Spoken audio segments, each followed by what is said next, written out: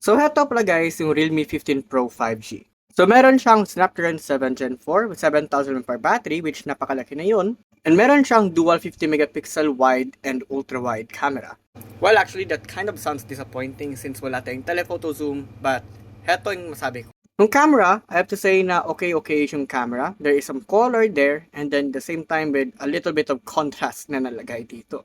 So nakita natin is may triple camera siya no, but in reality, sana ilagyan nila yung telephoto camera kahit 2x lang. But in reality, hindi naman siya triple camera kundi dual cameras. Sa gaming performance lang, it's only good for casual gaming and not for heavy gaming.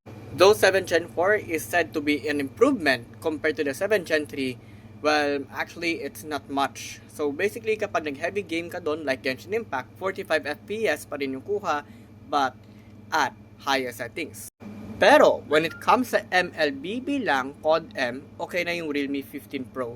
It's actually capable enough to power this kind of games. Meron din tayong UFS 3.1 instead of 2.2 from this other brand na hindi ko gusto bangkitin.